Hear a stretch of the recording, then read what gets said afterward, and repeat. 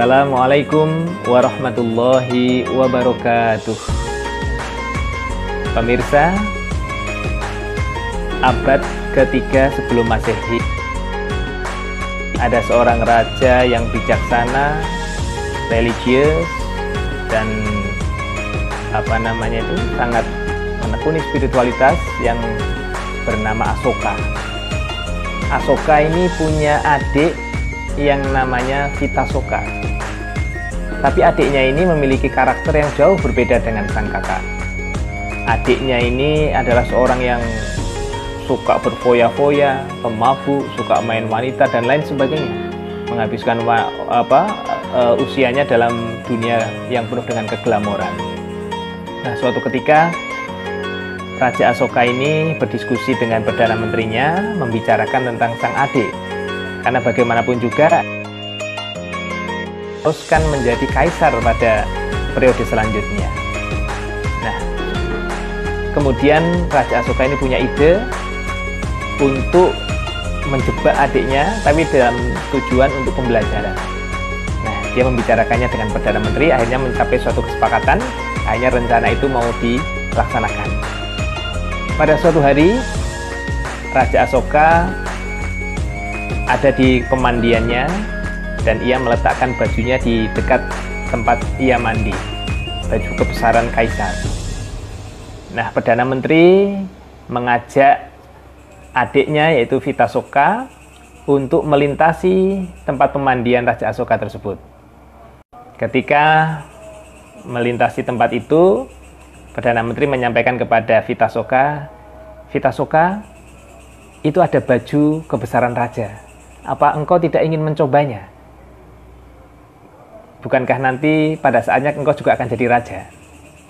Awalnya Vitasoka enggan, karena tentu konsekuensinya akan berat ya, akan bisa dihukum kalau sampai Raja Asoka tahu. Tapi kemudian ia juga merasa tertarik juga. Kira-kira seperti apa sih kalau saya pakai baju raja? Ukurannya kekecilan apa tidak gitu ya. Akhirnya baju kebesaran raja itu pun ia coba kenakan.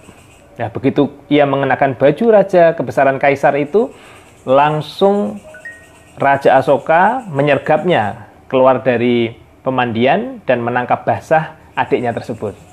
Lalu ia mengancam dengan tegas, Apaan kamu, Vitasoka? Apa kamu ingin memberontak kepadaku? Apa kamu ingin mengkhianatiku?"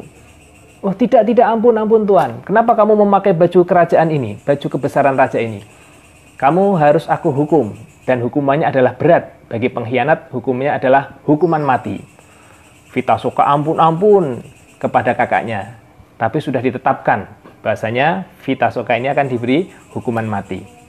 Tapi kemudian Raja Asoka menyampaikan, "Karena kamu adalah adikku, dan kamu ingin sekali menjadi raja, maka aku beri waktu kamu 7 hari untuk menjadi raja. Silahkan, nikmatilah itu kekuasaan, kemewahan sebagai kerajaan yang besar di negara ini, di kerajaan ini. Tapi nanti setelah 7 hari kamu akan saya eksekusi mati." Singkat cerita, setelah 7 hari, Vitasoka pun dihadapkan kepada Raja Asoka untuk menjalani hukuman mati. Pada saat itu, Raja Asoka kaget melihat Vitasoka wajahnya kuyu, kemudian tubuhnya kurus kering. Kemudian ditanya oleh Raja Asoka, "Kenapa keadaanmu seperti itu? Apakah engkau sudah menikmati seluruh kemewahan dan kekayaan yang ada di istana ini?" Lalu Vitasoka dengan lesu menjawab pertanyaan kakaknya itu, "Bagaimana aku bisa menikmati, sedangkan 7 hari lagi aku harus mati? Bahkan tidur pun aku tidak bisa. Semakin dekat dengan hari kematian, semakin aku tidak bisa tidur. Semakin aku tersiksa dan ketakutan. Jadi aku tidak bisa menikmati apa-apa." Pada saat itulah Raja Asoka tersenyum sambil mengatakan, "Sekarang engkau sudah mengetahui." Nah, pemirsa, kita semua ini pada hakikatnya adalah seperti Vitasoka tadi, bahwasanya kita akan menjalani hukuman mati kita masing-masing. Ada yang 7 hari, ada yang 7 bulan, ada yang 7 tahun ke depan. Yang jelas kita semua itu akan mati. Sehingga seolah-olah kita akan menjalani suatu hukuman mati seperti hanya Vitasoka. Manusia itu secara ilmiah kematian bisa dijelaskan dengan penemuan di bidang bioteknologi, yaitu bahwasanya di dalam sel, di dalam kromosom sel kita, ya, itu ada bagian yang disebut dengan nama telomer. Nah, telomer itu berfungsi di dalam proses telomerase. Ini adalah seperti hanya pasir waktu dari kita masing-masing. Semakin bertambah usia kita, telomer ini semakin memendek, dan pada akhirnya nanti akan habis dan kita akan meninggal dunia. Ini adalah penjelasan kematian dari sisi ilmiah. Meskipun telomer ini juga terkait dengan berbagai faktor, keturunan, gaya hidup, dan lain sebagainya. Jadi kita memiliki pasir waktu kita masing-masing. Meskipun demikian, ya kita yakin bahwasanya kematian itu adalah ditentukan dari Allah Subhanahu wa taala. Kita tidak tahu kapan kita akan diambil nyawanya oleh Allah. Oleh karena itu, pelajaran yang bisa diambil dari Vitasoka ini adalah Vitasoka setelah mengalami wawasan tentang kematian, ia pun memiliki visi tentang kematian. Setelah itu dia menjadi seorang yang religius, seorang yang betul-betul menghargai kehidupan. Tidak glamor seperti sebelumnya, kehidupannya 180 derajat berubah menjadi seorang yang tekun di dalam menjalankan agamanya. Para pemirsa, Allah Subhanahu wa taala berfirman di dalam surah Al-Mulk ayat 2, "Alladzi khalaqal mauta wal hayata liyabluwakum ayyukum ahsanu amala wa huwal azizul ghafur."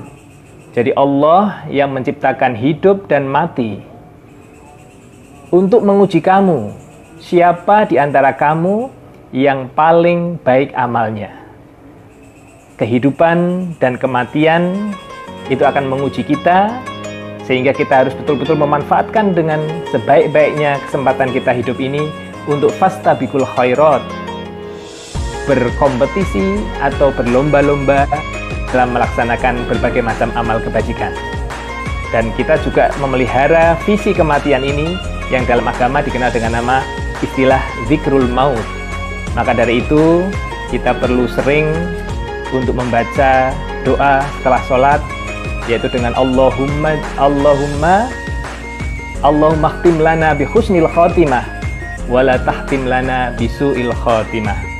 Kemudian kita juga mengambil pelajaran iktibar dari kematian, yaitu apabila ada saudara, handetolan, atau kerabat kita yang meninggal, kita bisa mensolatkan, mengantar jenazahnya ke liang lahat. Itu akan memberikan pelajaran tentang kematian kepada kita. Kemudian setiap melewati kuburan, umat muslim juga disunahkan untuk membacakan salam kepada para penghuni kubur. Assalamualaikum ya ahlal kubur, wa inna insyaallahu bikum lahiqun. Ini akan mengingatkan kita kepada visi kematian, sehingga kita selalu waspada, selalu menyadari bahwasanya kesempatan hidup kita ini harus dimanfaatkan dengan sebaik-baiknya, karena setiap orang itu memiliki waktu kematiannya sendiri-sendiri. Demikian, semoga bermanfaat. Akhirul kalam. Assalamualaikum warahmatullahi wabarakatuh.